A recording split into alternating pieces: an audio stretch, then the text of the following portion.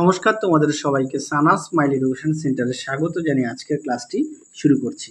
আজকে তোমাদের সঙ্গে আলোচনা করব তোমরা যারা সপ্তম শ্রেণীর তৃতীয় পর্যায়ক্রমিক মূল্যায়ন পরীক্ষা দেবে তোমাদের জন্য রায় ও মার্টিন প্রশ্ন বিচিত্রা থেকে আজকে সমাধান করে দেখাবো সপ্তম শ্রেণীর ভূগোল বিষয়ে মডেল নাম্বার 10 অর্থাৎ 10 নম্বর স্কুলের যে সমস্ত ছোট ও বড় প্রশ্নগুলি আছে সমস্ত প্রশ্নের উত্তরের সমাধান করে দেখাবো। তোমাদের সপ্তম শ্রেণীর আগের ভিডিওতে ভূগোলের 1 থেকে 9 নম্বর মডেলসের সমাধান করে দেখানো আছে। এছাড়াও দেখানো আছে সপ্তম শ্রেণীর তৃতীয় পর্যায়ক্রমিক মূল্যায়নের ইতিহাস, ভূগোল, বাংলা আর তোমাদের ইতিহাস ও ভূগোলের সাজেশন দেওয়া আছে। তোমরা সাজেশনটা অবশ্যই দেখো, তোমরা খুব উপকৃত পাবে। চলো দেখো প্রথম প্রশ্ন কি আছে। প্রথমে দেখো এক দাগের প্রশ্ন আছে পরিক্রমণ গতির অপর নাম হলো বার্ষিক গতি, অপশন বি।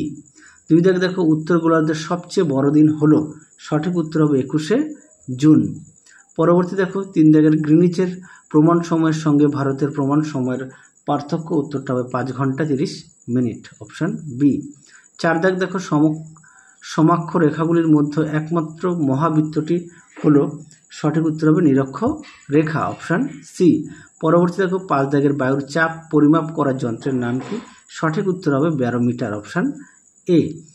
6 দাগ দেখো বায়ু শীতল হলে বায়ুর চাপ কি হবে, উত্তরটা হবে বাড়ে, অপশন বি।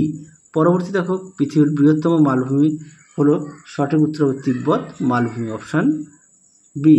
পরবর্তী প্রশ্ন দেখো কি আছে, টেবিল ল্যান্ড বলা হয় কাকে, সঠিক উত্তর হবে মালভূমিকে।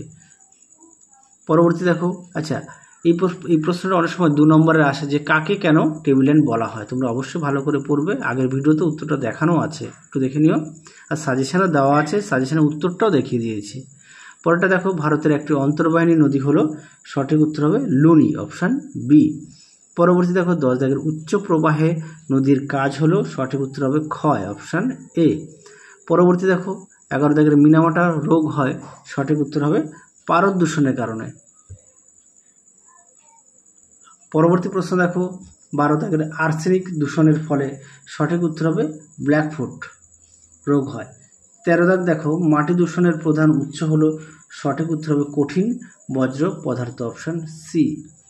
পরবর্তী দেখো 14 দাগ ভারতের ভোপালে গ্যাস দুর্ঘটনাটি ঘটেছিল, এটা উত্তর হবে 1984 সালে, অপশন বি।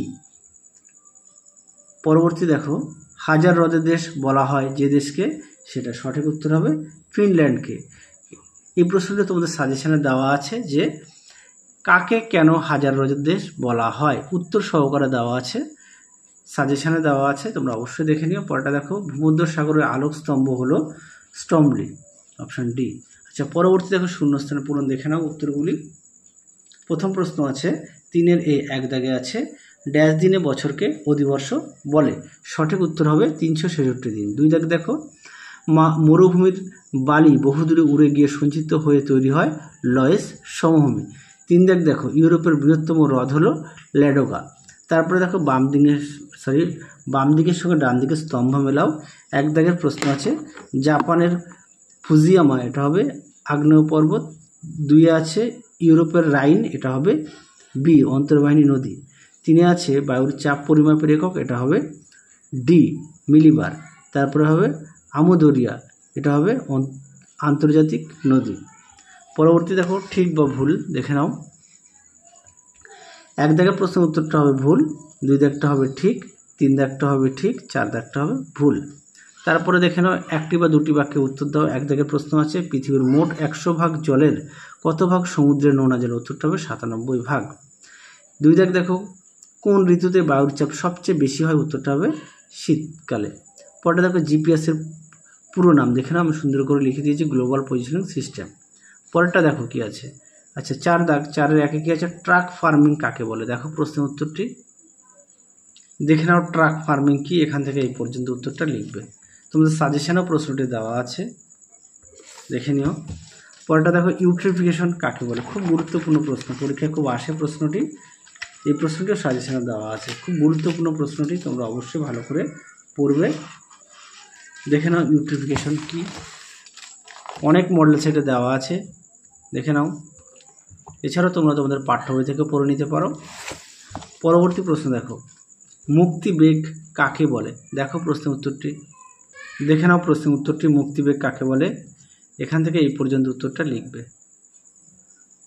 পরবর্তী প্রশ্ন দেখো কি আছে, আদর্শ নদী বলতে কি বোঝো?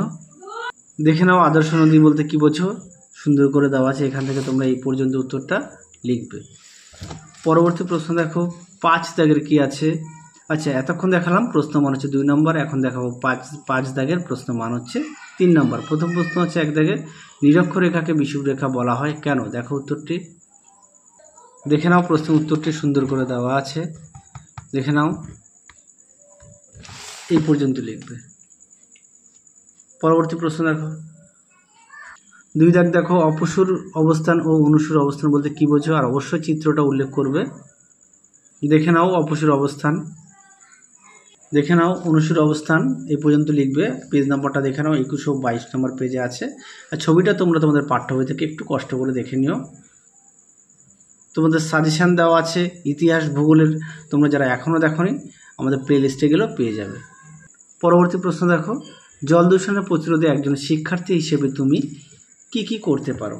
দেখে নাও প্রশ্নের উত্তর, তোমরা উত্তরটা এখান থেকে লিখবে। হ্যাঁ, এখান থেকে উত্তরটা লিখবে, এই পর্যন্ত লিখবে। আমি আর মুখে উত্তরগুলো বললাম না, তোমরা একটু কষ্ট করে দেখে নাও। আবার বলি, তোমাদের আগের ভিডিওতে সাজেশান দেওয়া আছে, তোমরা সেটা অবশ্যই দেখো। তোমরা তোমাদের ফাইনাল পরীক্ষায় তোমাদের খুবই উপকৃত পাবে। 4 দাগের প্রশ্ন দেখো, রুর শিল্পাঞ্চল গড়ে ওঠা 3টি কারণ লেখো। দেখে নাও, দেখে নাও প্রশ্নের উত্তরটি সুন্দর করে দেওয়া আছে, দেখে নাও, সুন্দর করে পয়েন্ট দেওয়া আছে। তোমাদের যে সাজেশানে আমরা প্রশ্নগুলো দিয়েছি ওই প্রশ্নের উত্তরগুলো তোমরা বেশিরভাগই উত্তর পেয়ে যাবে, সবগুলো উত্তর পাবে, বেশিরভাগ না সবগুলো উত্তরই পাবে। আমরা যে রায় ও মার্টিন প্রশ্ন বিচিত্রের যে মডেল সেটগুলো দেখাচ্ছি এর মধ্যে থেকেই তোমরা পেয়ে যাবে। তোমরা যদি সমস্ত মডেল সেটগুলো দেখে থাকো তার মধ্যে থেকেই তোমরা উত্তরগুলো পেয়ে যাবে। তারপরেও যদি কোনো রকম সমস্যা হয় তোমরা অবশ্যই আমাকে কমেন্ট বক্সে জানিও, আমি তোমাদের সমাধান করার চেষ্টা করব। পরবর্তী দেখো 6 দাগের নিচের প্রশ্নগুলো উত্তর দাও, যে কোনো 3টি প্রশ্ন মান হচ্ছে 5 নম্বর। দেখে নাও, প্রথম প্রশ্ন আছে নদীর মধ্যগতিতে সৃষ্ট ভূমিরূপগুলির চিত্র সহ আলোচনা করো। দেখো উত্তরটি, দেখে নাও প্রশ্নের উত্তরটি, এই উত্তরটা তোমাদের অনেকবার দেখিয়েছি, দেখে নাও।